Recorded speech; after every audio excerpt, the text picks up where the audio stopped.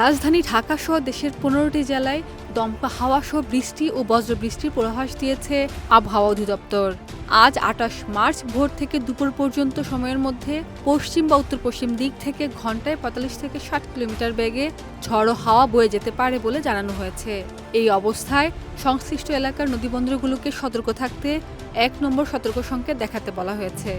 আজ ভোর ৪টা থেকে দুপুর ১টা পর্যন্ত দেশের অভ্যন্তরীণ নদীবন্দরগুলোর জন্য দেওয়া এক পূর্বাভাসে এই তথ্য জানানো হয়।